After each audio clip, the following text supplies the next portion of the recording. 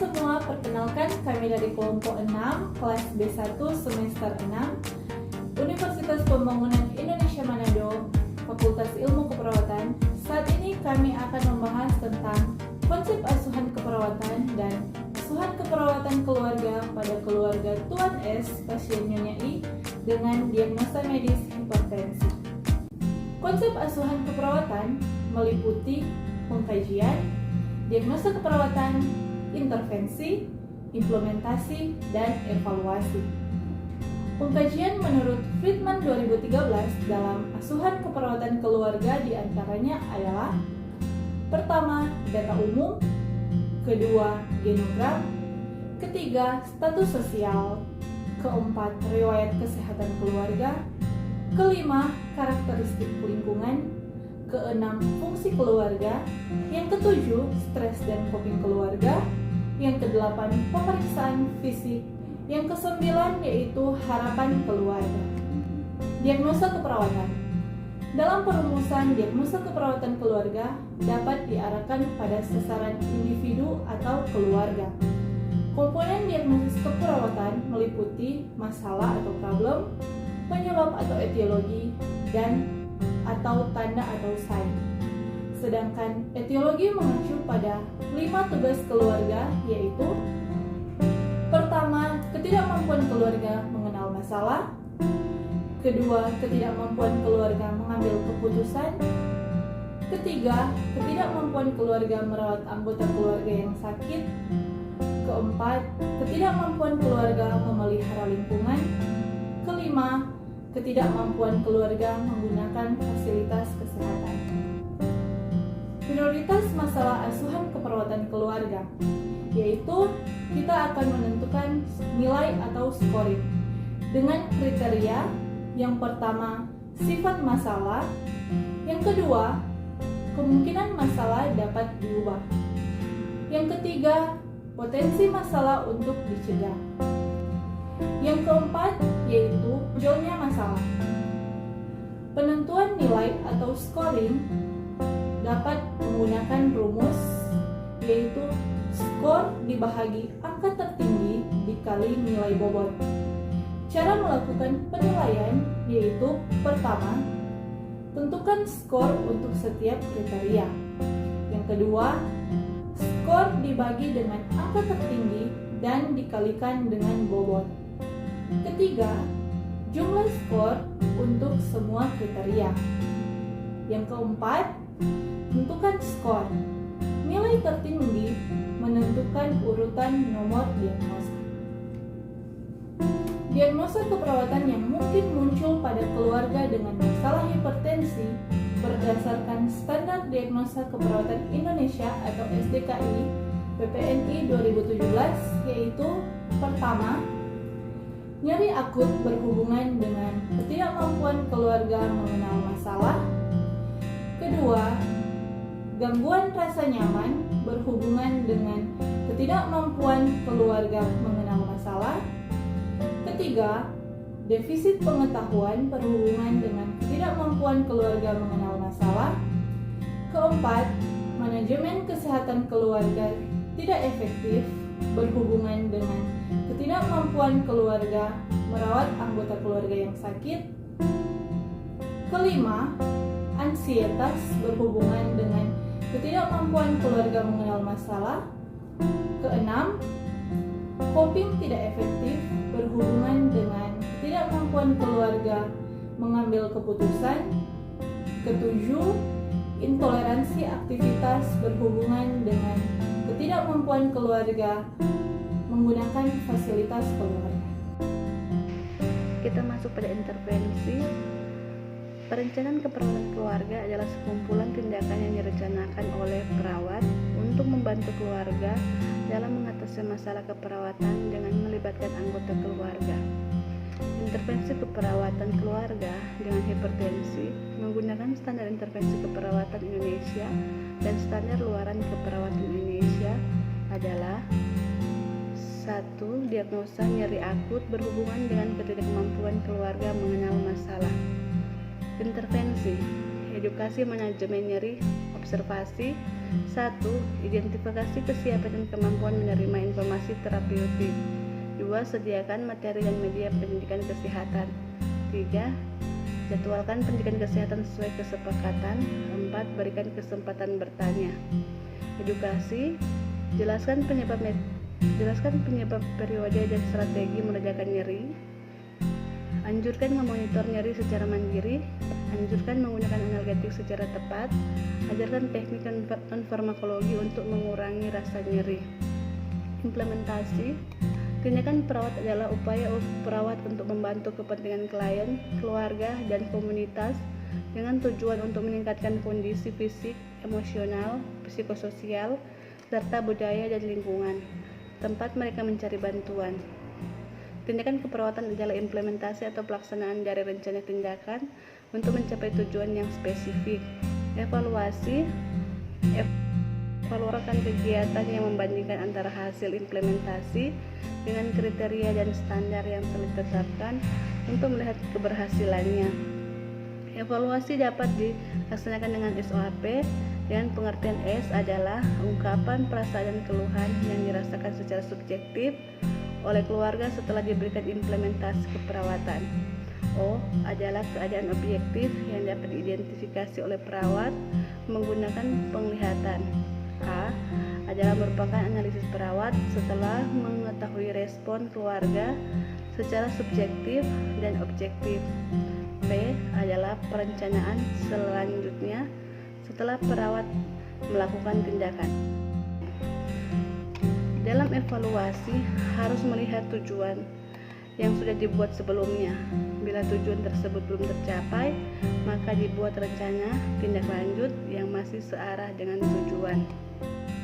Konsep dasar hipertensi. Pengertian hipertensi menurut Kobanian di dalam Kurnia tahun 2021 adalah kondisi peningkatan tekanan darah sistolik lebih dari 140 mmHg dan tekanan darah diastolik lebih dari 90 mmHg berdasarkan 2 atau lebih pengukuran tekanan darah. Etiologi terdiri dari hipertensi primer atau esensial dan hipertensi sekunder. Hipertensi primer terjadi akibat faktor keturunan, ciri perseorangan, dan gaya hidup. Sedangkan hipertensi sekunder terjadi akibat penyebab yang jelas. Salah satu contoh hipertensi sekunder adalah hipertensi vaskular renal yang terjadi akibat stenosis arteri renalis. Manifestasi klinis. Pada umumnya hipertensi tidak disertai dengan gejala tertentu. Keluhan tidak spesifik pada penderita hipertensi adalah sakit kepala, lemas dan mudah lelah, masalah penglihatan, nyeri dada dan sesak nafas, dan jantung berdebar. Patofisiologi. Tekanan darah merupakan hasil interaksi antara curah jantung dan derajat dilatasi atau kontraksi arteriola. Tekanan darah arteri dikontrol dalam waktu singkat oleh baroreseptor arteri yang mendeteksi perubahan tekanan pada arteri utama. Baroreseptor dalam komponen kardiovaskuler, tekanan rendah seperti vena arterium dan sirkulasi pulmonari, memainkan peranan penting dalam pengaturan hormonal volume vaskuler. Penderita hipertensi dipastikan mengalami peningkatan salah satu atau kedua komponen ini, yakni curah jantung dan atau resistensi vaskular sistemik. Sedangkan tekanan intrakranial yang berefek pada tekanan intraokular akan mempengaruhi fungsi penglihatan. Bahkan jika penanganan tidak segera dilakukan, penderita akan mengalami kebutaan. Mekanisme yang mengontrol kontriksi dan relaksasi pembuluh darah terletak di pusat vasomotor pada madula di otak. Dari pusat vasomotor ini bermula jarak saraf simpatis yang berlanjut ke bawah ke chorda spinalis dan keluar dari kolom madula spinalis ke ganglia simpatis di toraks dan abdomen. Rangsangan pusat vasomotor dihantarkan dalam bentuk impuls yang bergerak ke bawah melalui sistem saraf simpatis ke ganglia simpatis. Pada titik ini, neuron pregalion melepaskan asetilkolin yang merangsang serabut saraf pasca ganglion ke pembuluh darah, di mana dengan dilepaskannya norepinefrin mengakibatkan kontraksi pembuluh darah. Berbagai faktor seperti kecemasan dan ketakutan dapat mempengaruhi respon pembuluh darah terhadap rangsangan vasokonstriktor. Klien dengan hipertensi sangat sensitif terhadap norepinefrin, meskipun tidak diketahui dengan jelas mengapa hal tersebut dapat terjadi. Pada saat bersamaan, ketika sistem saraf simpatis merangsang pembuluh darah sebagai respon rangsangan emosi, kelenjar adrenal juga terangsang mengakibatkan tambahan aktivitas vasokontraksi. Medula adrenal menyekresi epinefrin yang menyebabkan vasokontraksi, konteks adrenal menyekresi kortisol dan steroid lainnya yang memperkuat respon vasokonstriktor pembuluh darah. Vasokonstriksi yang mengakibatkan penurunan aliran darah ke ginjal menyebabkan pelepasan renin. Renin yang dilepaskan merangsang pembentukan angiotensin pertama yang kemudian diubah menjadi angiotensin kedua. Vasokonstriktor kuat yang pada akhirnya merangsang sekresi aldosteron oleh korteks adrenal. Hormon ini menyebabkan retensi natrium dan air oleh tubulus ginjal, menyebabkan peningkatan volume intravaskuler. Semua faktor tersebut cenderung menyebabkan hipertensi. Pemeriksaan penunjang. Pemeriksaan penunjang yang dapat dilakukan oleh pemeriksaan laboratorium seperti darah rutin, ureum kreatinin, glukosa darah, dan elektrolit, EKG dan foto dada, ekokardiografi, CT scan kepala. Komplikasi. Menurut Corwin dalam Manuntung 2018, menyebutkan ada beberapa komplikasi yang dapat terjadi pada penderita hipertensi, yaitu pertama stroke, kedua infark miokard, ketiga gagal ginjal, keempat gagal jantung. Penata laksanaan. Pertama, penata laksanaan non-farmakologis terbagi dalam 5 bagian. Pertama, penurunan berat badan, kedua, mengurangi asupan garam, ketiga, olahraga, keempat, mengurangi mengonsumsi alkohol, 5, berhenti merokok. Kedua, penata laksanaan farmakologis terbagi dalam 4 bagian. Pertama, diuretik, kedua, penyekat beta, ketiga, golongan penghambat angiotensin converting enzyme, dan angiotensin receptor blocker. Keempat, golongan kalsium channel blocker.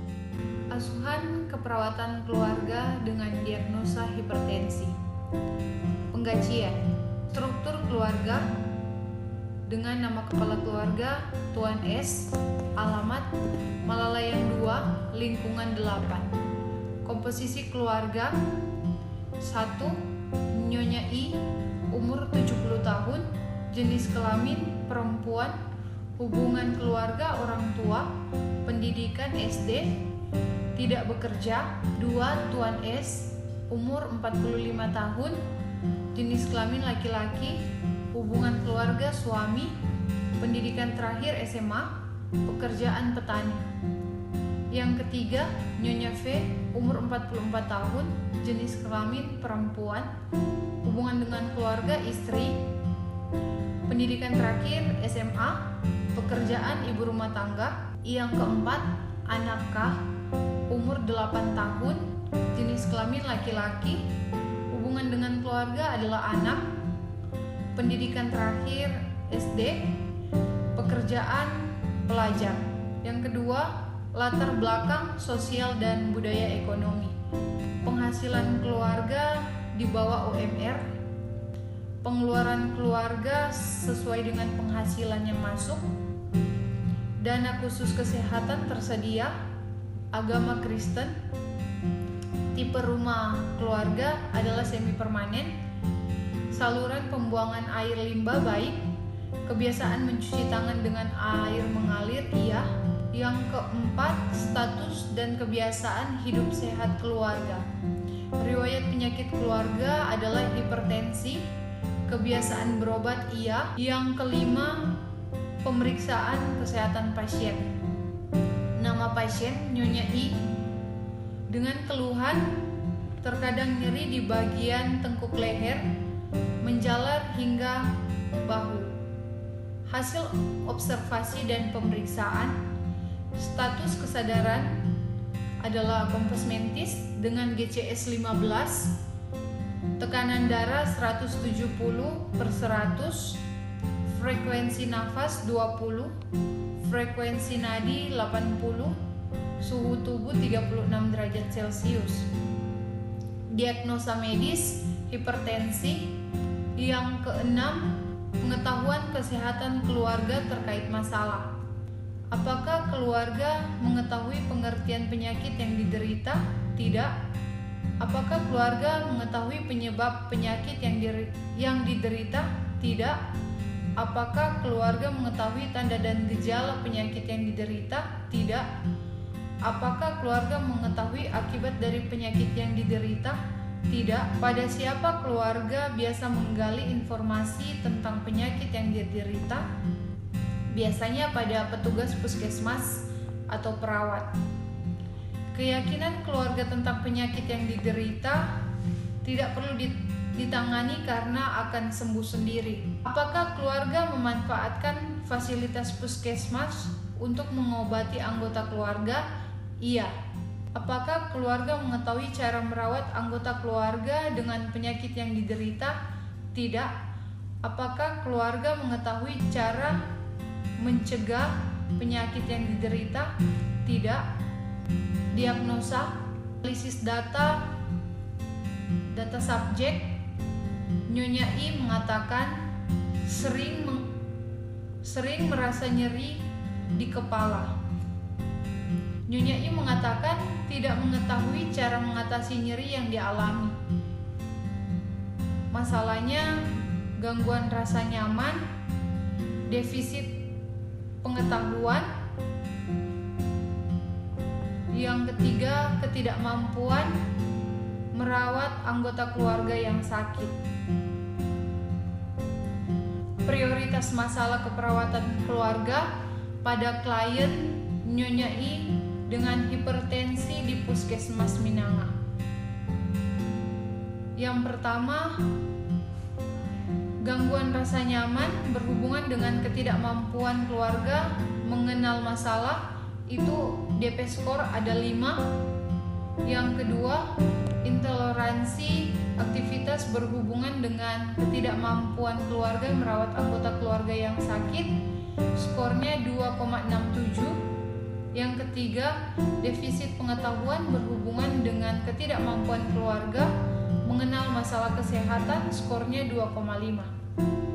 Diagnosa keperawatan, gangguan rasa nyaman berhubungan dengan ketidakmampuan keluarga mengenal masalah. Tingkat nyeri menurun, intervensi edukasi manajemen. Observasi, identifikasi kesiapan dan kemampuan menerima informasi terapeutik.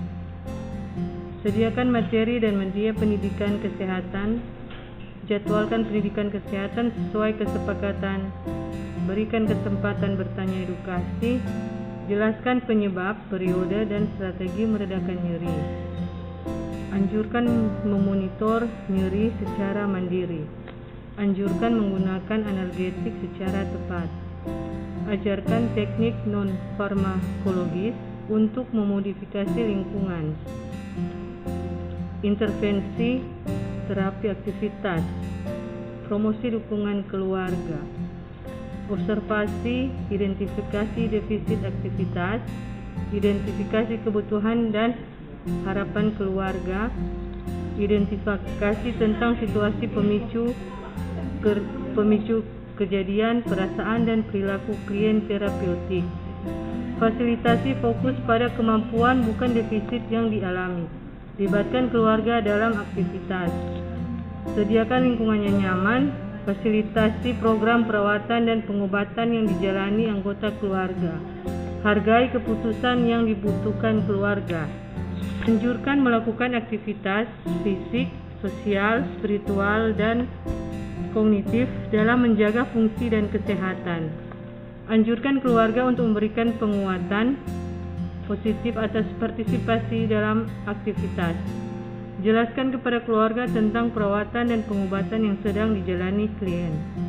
Kolaborasi, rujuk pada pusat atau program aktivitas komunitas jika perlu. Ketiga, diagnosa keperawatan. Defisit pengetahuan berhubungan dengan ketidakmampuan keluarga mengenal masalah.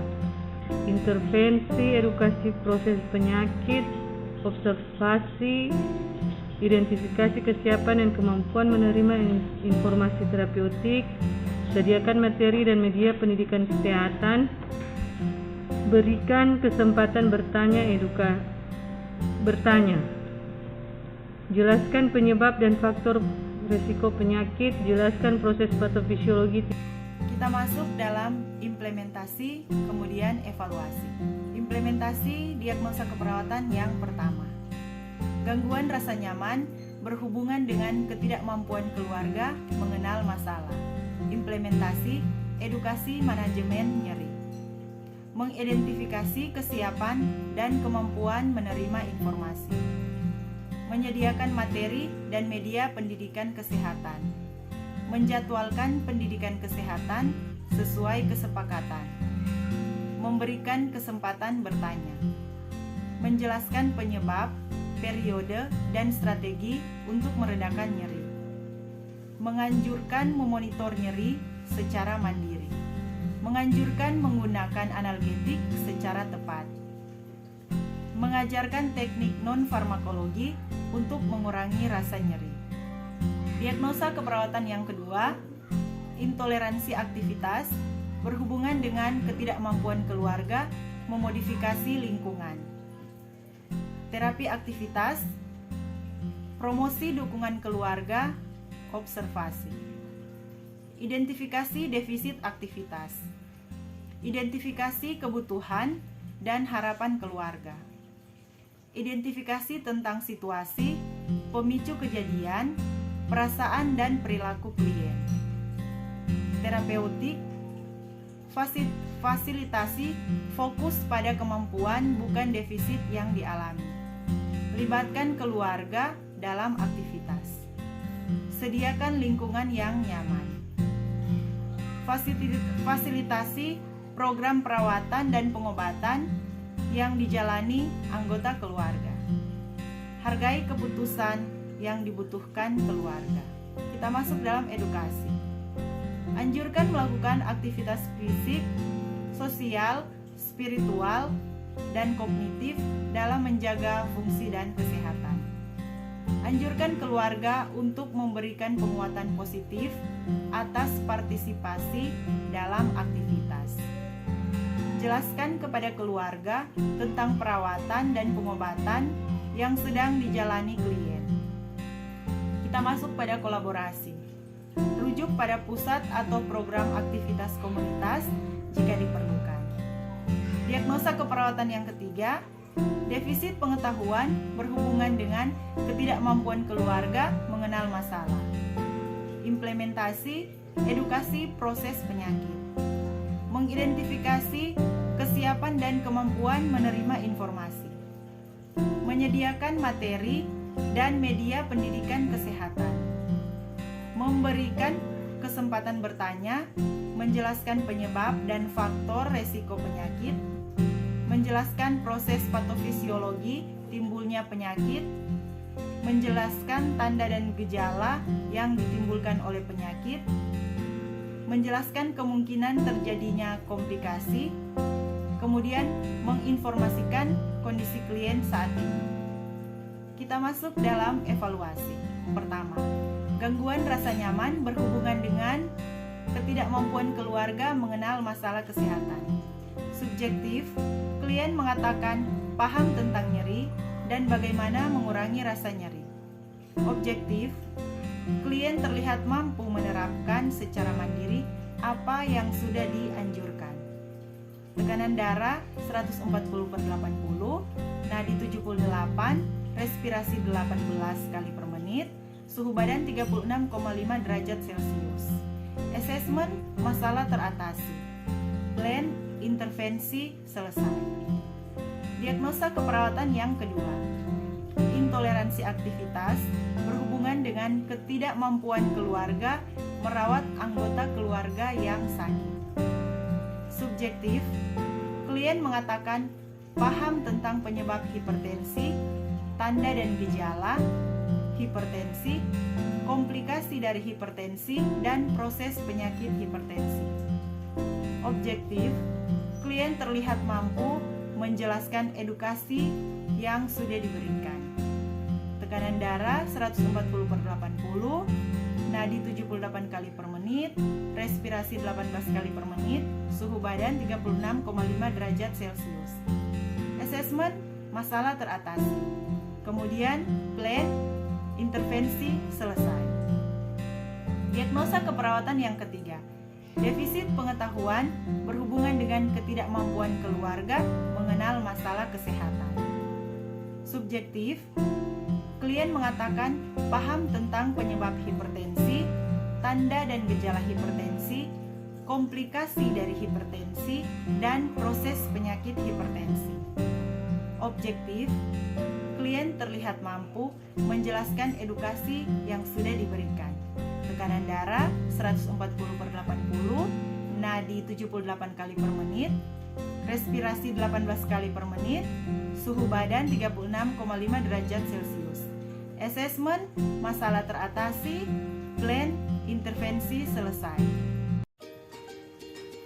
Pada kesempatan ini, saya akan membagikan testimoni saya selama saya berkuliah di Universitas Pembangunan Indonesia, khususnya di Fakultas Keperawatan.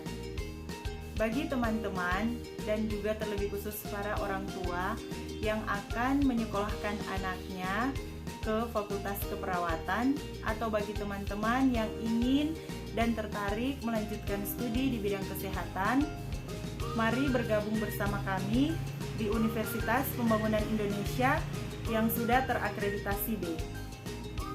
Kampusnya terletak di tengah perkotaan sehingga aksesnya mudah dijangkau. Memiliki dosen-dosen yang handal, ramah, oke punya, dan terlebih sangat baik kepada mahasiswa. Jadi tunggu apa lagi? Mari bergabung bersama kami di Universitas Pembangunan Indonesia Manado. Terima kasih.